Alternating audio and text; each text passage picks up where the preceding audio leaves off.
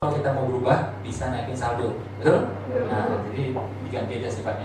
Terus proaktif terhadap impian, nanti kita akan bahas. Jadi belum bisa itu, apa yang bisa? Salah satu fikih, kaidah fikih gitu ya. Ada sebuah kebaikan, kalau belum bisa kita lakukan semuanya, jangan ditinggalkan semuanya. Lakukan sebisa.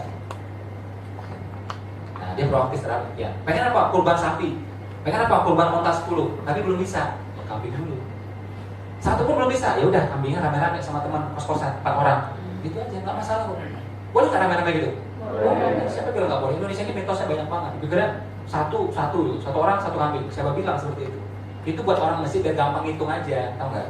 Ya, jadi kan turunan berapa aja, bukan satu nama masuk sini gitu loh. Itu biar gampang aja, tujuannya gitu.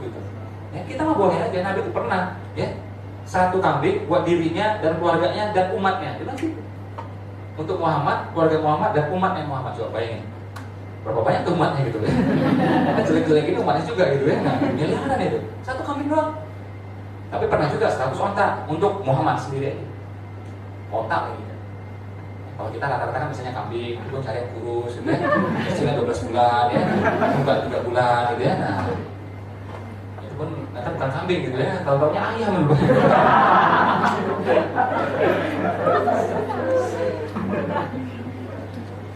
Jadi seperti itu cara saya ya. Jadi proaktif terhadap impian, ya. Proaktif terhadap impian. Belum bisa besar, apa yang bisa? Contoh lagi, masih pro, aku pengen berhaji. Ya udah berangkat. Ngapain curhat ke saya? Duitnya belum ada. Oke, apa yang ada? Apa yang bisa? Umroh. Nah itu proaktif. Jadi belum bisa ini, apa yang bisa? Umroh pun belum bisa. DP, ya, DP umrohnya. Belum bisa juga buka rekening khusus. Ya, saya itu dulu beneran. Pengen haji, gua nggak ada. Ada cuma 3 juta. Saya buka 3 juta itu ya di rekening khusus, saya tidak ganggu gugat. Saya janji sama Allah hanya untuk tanah suci. Yang lain nggak mau. Ya. Nah akhirnya alhamdulillah dapat semuanya. Haji plus saya dapat, sama istri juga, umrohnya juga, dan seterusnya. Tentu ya nggak fair ya Allah nilai itu. Siapa yang punya uang berhak berangkat, nggak punya uang nggak boleh berangkat. Ya kalau gitu. Sekali lagi yang namanya Muslim, ya KTP-nya Muslim, artinya Muslim berhak atas Mekah semuanya. Ya. Nah yang bedakan cuma ini aja, ada yang proaktif, ada yang bertele-tele itu aja. Saya proaktif aja semua. Buka rekeningnya, beli bukunya, baca tuh buku tuh, ikut manasik, saya panggil ustadz ke rumah, bagaimana pakaian ihram itu, saya pakai semuanya, saya cobain semuanya, style tuh, bagaimana semuanya tuh, coba semuanya itu. Tanya teman-teman yang sudah berangkat, saya datangi satu-satu semua itu, gimana di sana, gimana cuacanya, apa itu mikot, apa itu ihram, apa itu lampu hijau. Nah, yang belum ada kan yang 30 jutanya aja, yang lain kan bisa. Kenapa ditinggalin semuanya?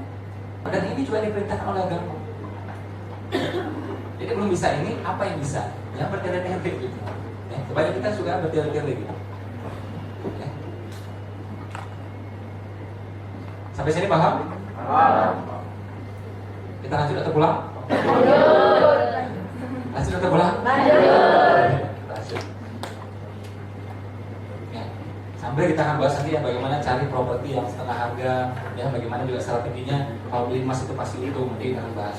Masuk juga usaha tanpa modal, okay? Masuk juga strategi promosi yang benar-benar murah. Juga bagaimana caranya menjual lebih cepat, lebih banyak, lebih mahal. Nanti kita akan bahas terus. Tapi penting pikirannya benar dulu, kata-katanya benar dulu, ya. Nah, nanti baru tindakannya harus benar. Kalau salah satu aja sulit. Itu namanya mental block. Ini kita akan benerin. Makanya saya bahas tentang kekayaan, mindset dan semuanya. Sama ya kayak kita nih. Megang tikus berani nggak? Saya nggak berani. Walaupun dikasih tahu, tikus itu satu family dengan kelinci, ya. Satu family juga dengan hamster, benar ya? Tapi kita nggak mau. Nah, karena otak bawah sadar kita nolak, benar? Saya juga seperti itu. Ya, makanya orang itu juga kalau dia nggak kaya itu sulit, berat, atau misalnya kaya itu sombong, kaya itu jahat, dia nggak bakal kaya. Jualan lebih banyak kapitalis, nah udah nggak bakal bisa jualan dia. Ya. Nah, makanya mindsetnya mesti benar dulu, pikirannya benar dulu, perkataannya benar dulu, bahasanya benar dulu, baru tindakannya. Ya. Ini kita lihat ada orang-orang terkaya di dunia, ya, Sulaiman Karimov, ya, Nazim Premji dan Jawed Karim. Kebetulan mereka Muslim semuanya. Nah, ini masuk dalam 500 orang terkaya di dunia. Ya. Nah, salah satu pesan mereka adalah apa? Nah, ini penting banget. Ini penting banget, sangat menginspirasi saya. Kalau Anda punya impian, terus Anda sampaikan ke orang lain, dan orang itu tidak tertawa, berarti impian Anda kalau kecil. Kalau benar gimana? Anda punya impian, Anda sampaikan ke orang lain, orang itu tertawa, itu baru bagus, itu layak diperjuangkan. Saya dulu kan awal-awalnya waktu kuliah dulu tuh ya, saya suka nulis-nulis tuh, beneran demi Allah, nulis kan, bikin ya, marketing tapi pakai cerita gitu. Ada ada percakapan gitu ya. Dari dulu tuh saya bikin waktu kuliah. Nah teman saya lihat ya 2 orang ya, jadi kan saya kan nggak punya komputer, punya desktop kan, karena kere gitu ya. Saya tulis ya, terus saya simpan di balik kasur gitu. Sama teman saya 2 orang ketemu, dia baca itu, dia ngakak-ngakak ya, dari tempat tidur sampai itu guling-guling ke lantai. Oh apa nih, pulau kampro banget nih ya, ini nggak jelas nih apa gitu kan. Ya udah kita diam aja kan, namanya orang kere, karya belum ada, diam aja sudah. Sekian tahun kemudian itu jadi cikal bakal buku saya yang pertama, Marketing with Love, terbit di Gramedia. Saya tak ulang 3 kali bestseller. Ya, nah diketawain lagi. Diketawain itu bagus. Ya. Bahkan Denny Cabur itu kalau diketawain dia senang ya tuh, berarti berhasil itu ya. Nah, ya. Tukul kali ketawain nggak dapat duit ya itu ya. Nah, jadi diketawain itu bagus. Dan itu ya, hati itu kita nyetel. Jangan sampai diketawain kita jadi patah semangat. Dimaki orang patah semangat. Hati punya kita, apa yang tergantung sama mulutnya dia? Yang gobloknya siapa coba? Aku sakit hati masih kok. Siapa yang izinkan hatimu sakit? Kamu yang izinkan. Makanya Mahatma Gandhi bilang tidak seorang pun yang bisa menyakiti hatimu sampai kamu mengizinkannya. Jadi nggak perlu sakit hati. Ya. Dijelekin orang sama sekali pun biarin aja. Dijelekin, walaupun dia omongin benar sekalipun, nggak perlu sakit hati. Ya. Karena apa? Kita bersyukur. Dia tahunya cuma itu, benar nggak? Kejelekan kita lebih banyak, ya kan? Alhamdulillah, sampai dia tahunya. Ya. Udah sebel banget. Kalau dia fitnah pun tetap kita cara pikirnya gini, itu pun terjadi dengan izin Allah. Kenapa mulutnya bisa nyeletuk gitu juga? Ya, nah kita juga introspeksi, simpel aja. Jadi nggak pernah pusing dengan perkataan orang lain. Makanya penting introspeksi itu aja. Ya. Saya makin kesini, ya namanya kita makin menampak ke atas, makin macam-macam semua orang ngomong, biarin aja. Nggak penting menurut saya. Apa yang saya pikirin banget? Kalau bisa bahan introspeksi saya pikirin, kalau nggak mau saya dapat duit nggak? Nggak. Dapat pahala nggak? Nggak. Apa yang saya pikirin? Yang kegeeran dia ntar. Ya, dia pikirin ya.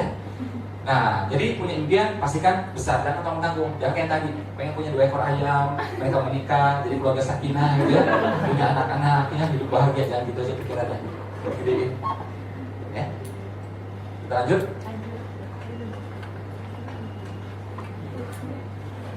Siapa mereka? Ini kan banyak orang sufi di sini nih. Sufi, suka film ya. Sampai contohnya ini teknik pacing namanya. Apa yang ada di kepala orang kita pacing dari sana. Oke, nah mereka ini selebritis yang sangat-sangat terkenal. Yang kita tahu semua mereka. Will Smith yang main film itu, Liam Neeson yang film ini ya, dan seterusnya. Apa bersama mereka? Kita lihat. Next. Mereka ini nanti boleh di googling, boleh di Yahoo. Ya. Mereka adalah 3 orang yang terpesona dengan azan. Walaupun mereka non-muslim. Ya. Jadi mereka itu yang terpesona dengan azan. Kalau Liam Neeson itu di Turki, Will Smith itu di India. Jadi ada beritanya, ya, yang memberitakan media Eropa dan media Amerika. Ya, nah, azan itu jelas, itu seruan sholat, perintah sholat. Ya. Tapi isyarat yang lainnya adalah apa? Seruan untuk menang, bukan sekedar action. Harus menang. Harus menang, tau gak? Bahkan perintah menangnya setara dengan perintah sholat. Luar biasa ya. Itu deh, setara. Kalau dalam Al-Quran itu ya, ini kalau Al-Quran ya, Al-Quran itu kalau ditaruh setara, dan itu artinya setara. Dirikan sholat dan bayar zakat, setara. Dirikan sholat dan sembelih hewan kurban, setara. Taat Allah, taat Rasul, setara. Ya, artinya sama ya. Sholat dan menang, betul? Setara. Walaupun letaknya bukan di Al-Quran gitu ya, tapi letakkan serangkai. Jadi dipastikan bukan sekedar action, Anda bisa menang. Ya. Makanya Allah itu punya sifat itu ya ini, akbar semuanya, dahsyat semuanya. Dan bukan sekedar impian mesti akbar, besar. Tidak ada sifat Allah itu yang namanya maha sedang-sedang aja, nggak ada. Maha biasa-biasa aja, nggak ada. Yang penting jadi ciptaannya, nggak ada. Ya. Yang penting jadi tetap ciptaan. Yang penting bumi jadi itu, nggak ada kayak gitu. Dahsyat semuanya, spektakuler semuanya, maha besar, ya, dan seterusnya. Nah, kita juga sama nih. Jadi tiap kali dengar azan itu, ya selain perintah sholat itu ada isyarat yang lain ya. Ini hikmahnya bagi kita. Ini hikmah, ya bukan tafsir, bukan hikmah. Jadi seruan untuk ya pastikan Anda menang dan pastikan Anda punya impian yang besar. Karena dirimu percaya bahwa Tuhanmu Maha Besar, betul? Dan dirimu percaya bahwa kekuasaan Tuhanmu tanpa batas, betul? Ngapain impianmu dibatas-batasi? Benar nggak? Ya, nah, ini cara pikir. Kita lanjut.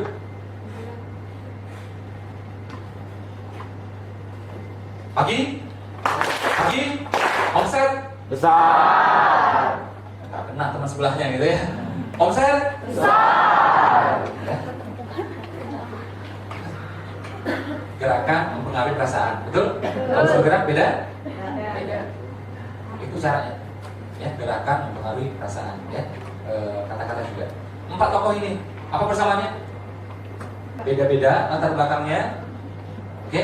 Beda-beda perjuangannya, tapi dia punya satu hal ya yang garis merahnya, yang menghubungkan mereka semua. Kita lihat.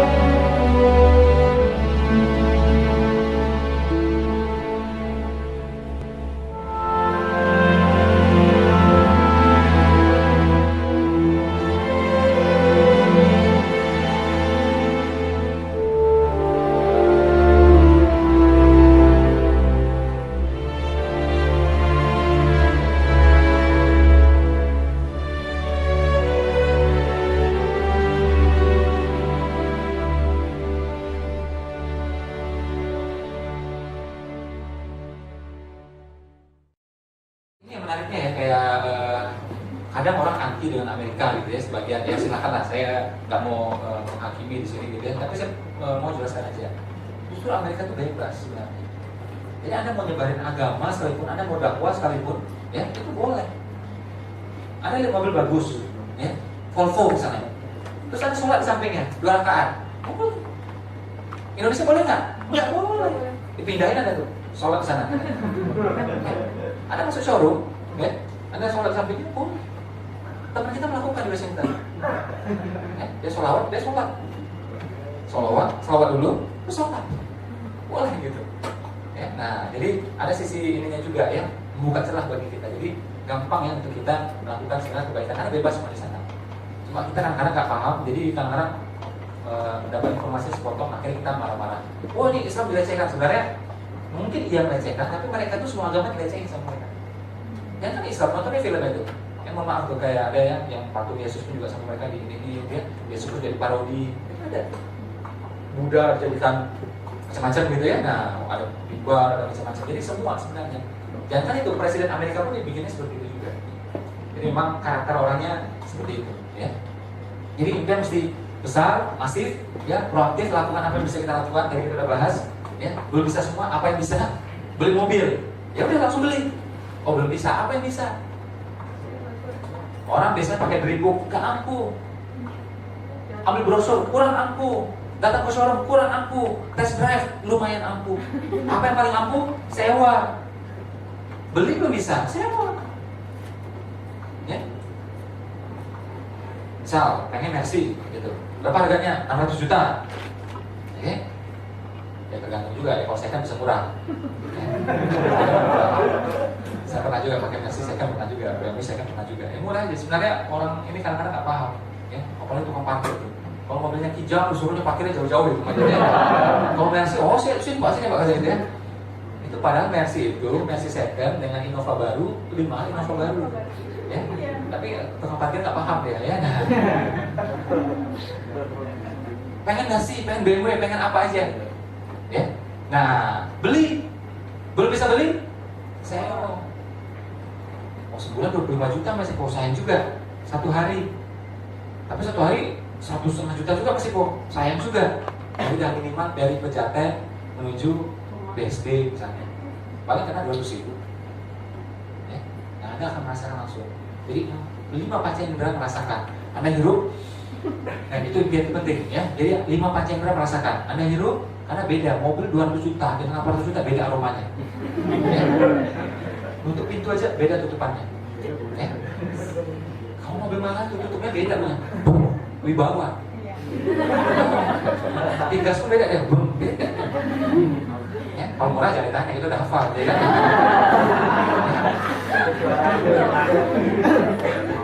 Ada itu yang terapis ya, terapisnya istri saya itu, ini kan biasanya angkot itu.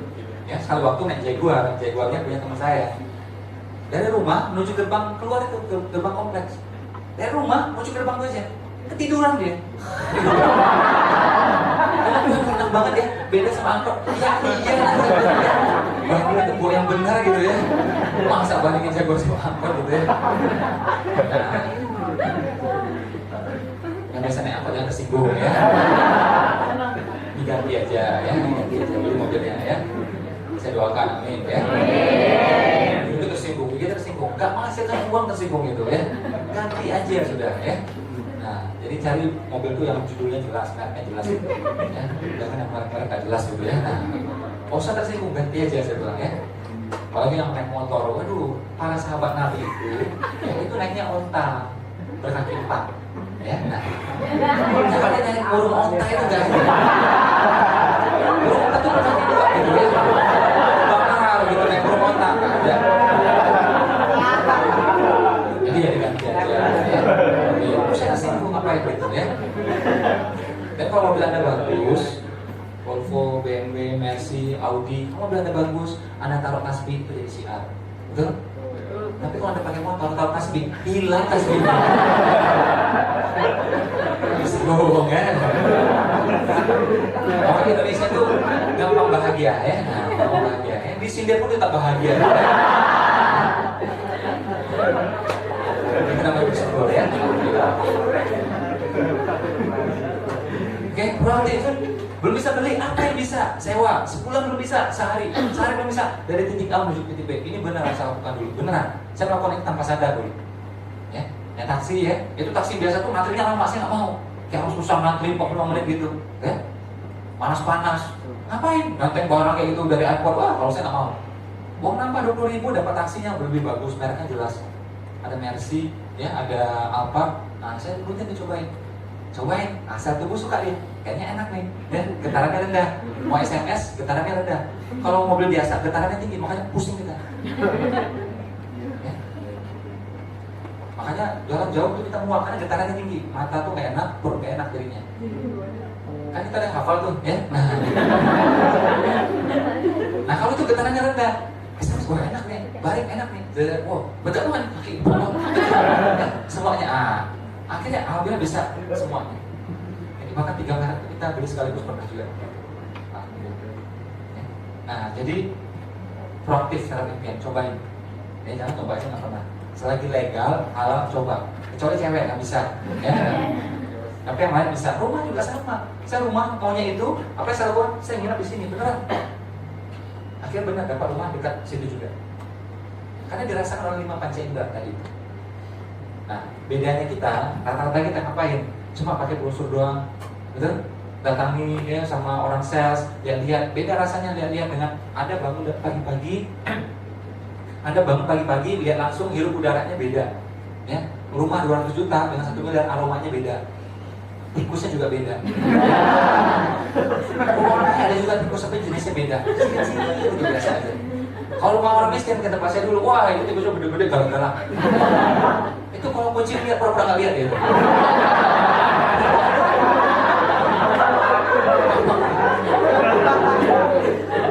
Gede galak kejar ya, aku juga dia. Nah itu bedanya. Jadi tikusnya juga beda gitu, ya. Apalagi aromanya dan semuanya gitu. Ya, nah jadi beda ya. Sebenarnya kalau rumah yang diajarkan ya sama Nabi itu rumahnya lumayan besar sebenarnya. Ada kamar buat suami istri, ada kamar buat anak laki-laki, ada kamar untuk anak perempuan, tidak boleh digabung. Ada kamar lagi untuk pembantu. Nggak boleh kita tidur sama pembantu ya, nggak boleh. Nanti terjadi hal-hal yang diinginkan. Nah, bedanya dan disunahkan lagi satu kamar buat tamu. Artinya Pak, kalau rumahnya masih tipe 21 kurang islami ya. Nah, kerja ya, amin ya. Apalagi kos-kosan, oh lebih islami.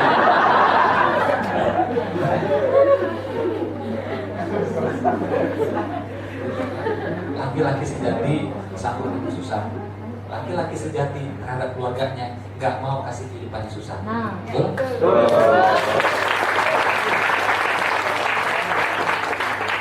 Anda naik motor kemana-mana sanggup. Giliran punya mertua, giliran punya istri, sampai hati nggak naik motor. Giliran punya anak, sampai hati nggak. Kita sanggup, istri sanggup nggak? Katakanlah dia sanggup, anak kita sanggup, hatimu sanggup nggak? Diganti aja ya. Amin ya. Tersinggung ya.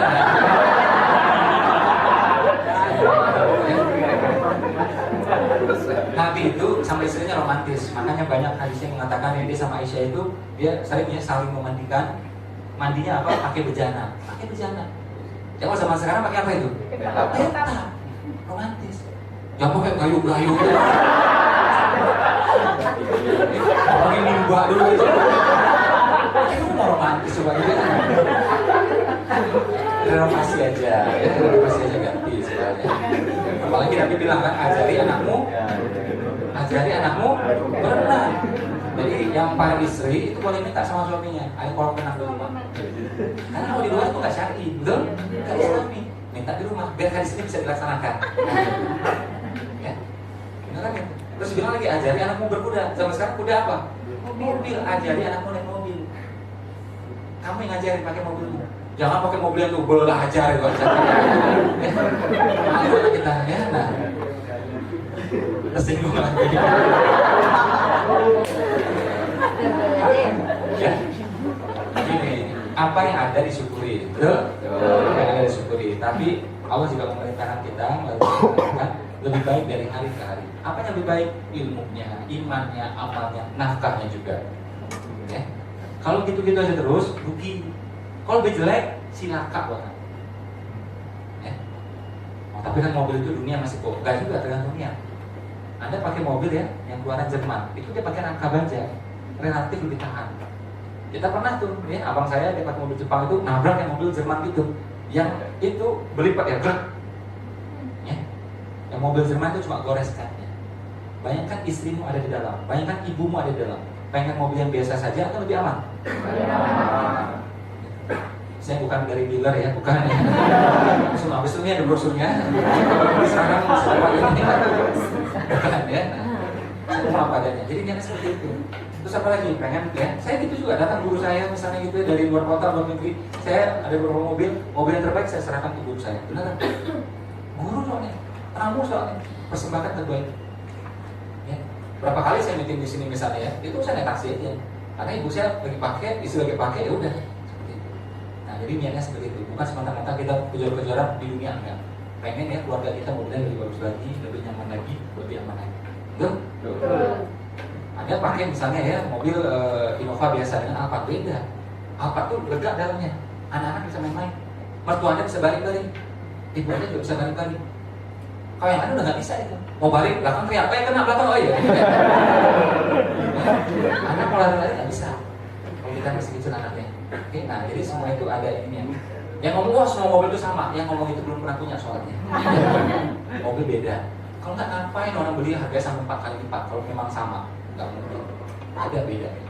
Betul ya? Kitanya yang baik sangka aja. Jangan berpikir, wah itu orang mau beli mahal itu ngejar merek aja, sombong tuh, pamer tuh, belum tentu. Situ aja belum tahu. Berasa beda rasanya tuh. Ya?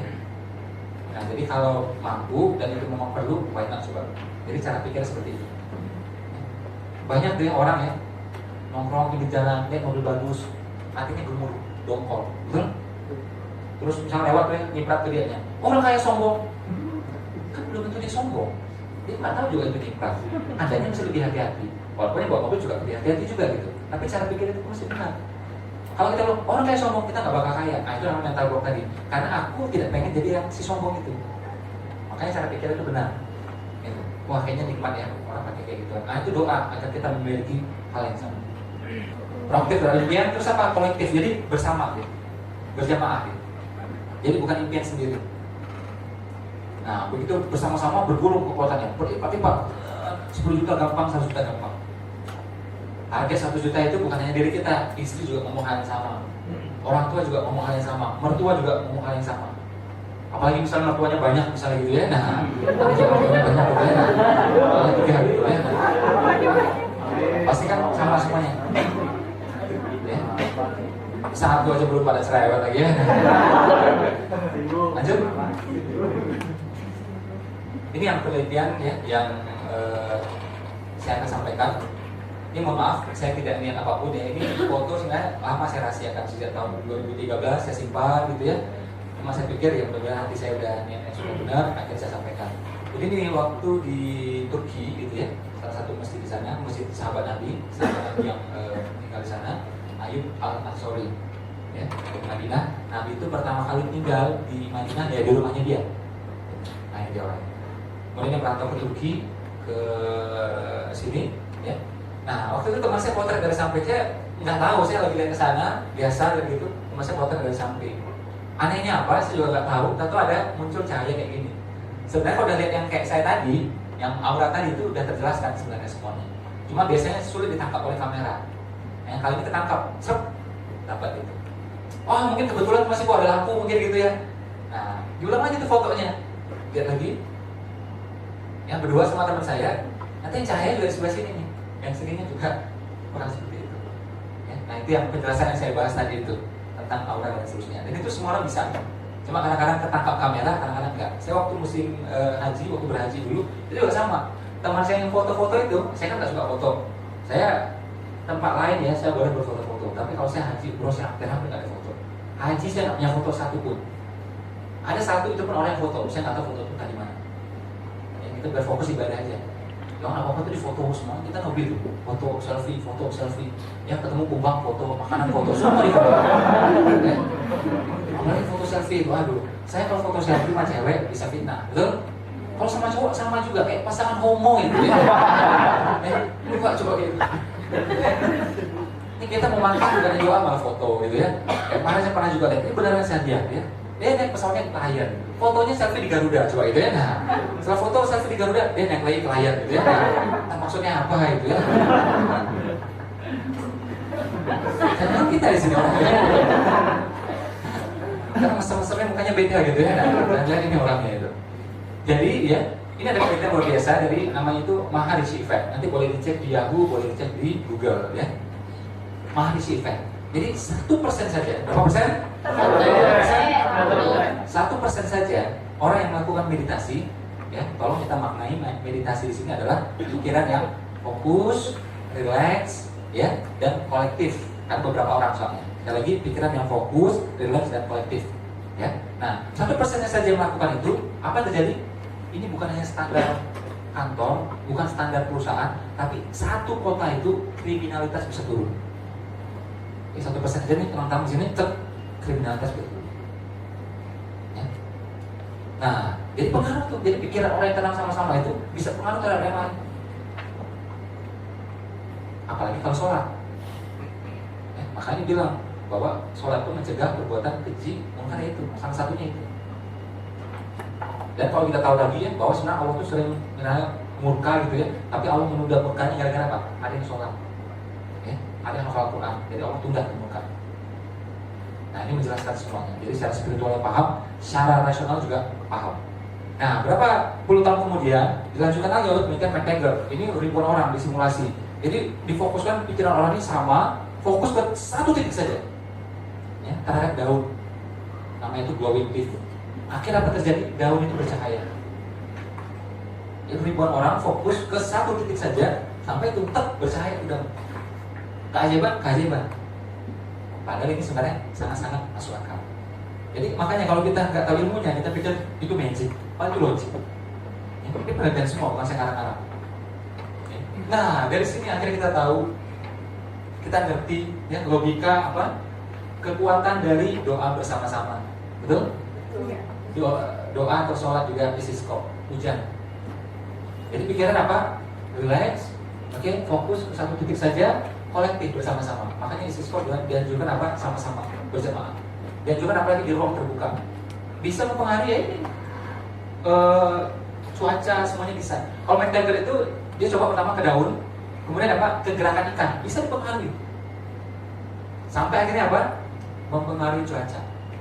Sampai kayak gitu. Nah, kalau dalam Islam sudah ada instrumennya, itu namanya sholat istisqa. Pikiran yang sama, fokus, tetap. Apa efeknya untuk kita? Makanya kalau kita punya impian itu pastikan ya di kolektifkan bersama yang lain ke satu titik yang sama, ya semakin banyak orangnya semakin baik. Persis seperti sholat berjamaah, semakin banyak semakin baik dengan syarat selaras. Jadi target 100 juta ini bukan hanya impian kita saja, tapi impian juga saudara kita, ibu kita, ayah kita yang sudah nikah, ya orang tuanya, mertuanya, dan seterusnya. Semakin banyak semakin baik. Ya, pengen lunas utang sama juga.